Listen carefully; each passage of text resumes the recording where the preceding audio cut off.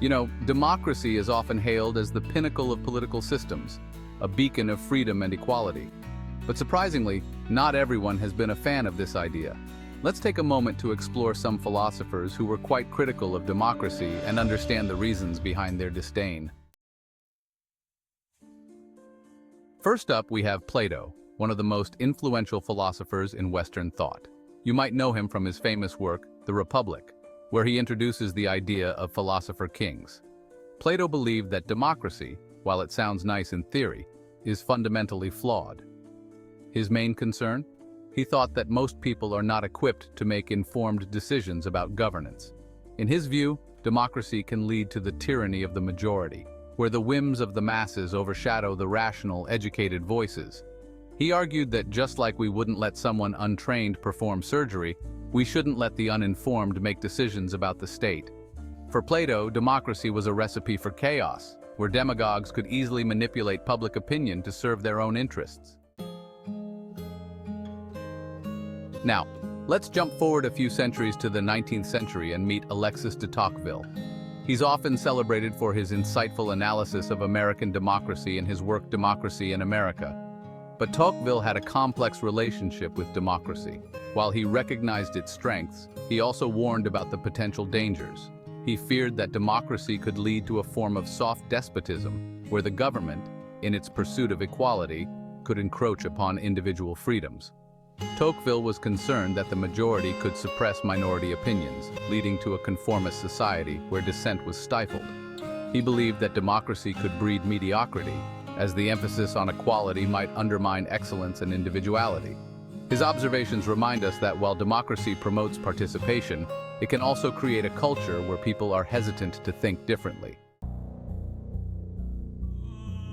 Then there's Friedrich Nietzsche, a philosopher known for his provocative ideas. Nietzsche was deeply skeptical of democracy, viewing it as a manifestation of what he called slave morality. He believed that democracy flattens individuality and creativity, promoting a herd mentality that stifles greatness. In his eyes, the democratic ideal of equality undermines the exceptional individuals who drive progress and innovation. He was concerned that in a democratic society, the loudest voices often drown out the most profound ones. For Nietzsche, true greatness arises from the will to power, the idea that individuals should strive to transcend the ordinary. Democracy, with its focus on the collective, seemed to him to be a barrier to this pursuit of excellence. And we can't forget about Joseph de Maistre, an ardent critic of the Enlightenment and a staunch defender of monarchy. De Maistre viewed democracy as a dangerous experiment that undermines social order and tradition. He believed that humans are inherently flawed, and that giving power to the masses would only lead to chaos and violence.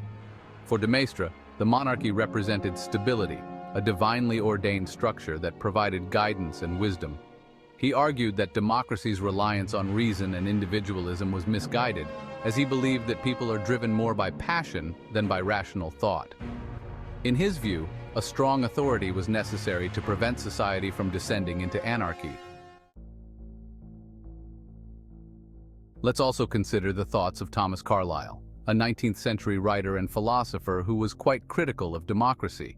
He famously referred to it as the rule of the unfit. Carlyle believed that democracy often leads to the elevation of mediocrity, where the most capable individuals are overshadowed by the masses. He feared that in a democratic society, the focus on popular opinion could lead to a neglect of true talent and wisdom. Carlyle was a proponent of what he called hero worship, the idea that society should look up to and follow strong, capable leaders rather than relying on the collective judgment of the masses. He saw democracy as a system that could easily fall into the hands of charlatans and demagogues, ultimately leading to a decline in moral and intellectual standards. Now let's touch on a more contemporary figure, Hans Hermann Hoppe. He's a libertarian economist and political theorist who has been quite vocal about his disdain for democracy. Hoppe argues that democracy inherently leads to a violation of property rights and individual freedoms. He believes that elected officials motivated by self-interest will inevitably expand their power at the expense of the citizens. In his view, democracy encourages a culture of dependency, where people look to the state for solutions rather than taking personal responsibility. Hoppe advocates for a system of anarcho-capitalism, where voluntary exchanges and private property rights replace government intervention. For him, democracy is a stepping stone to tyranny, a system that ultimately erodes the very freedoms it purports to protect. So, what can we take away from these philosophical critiques of democracy?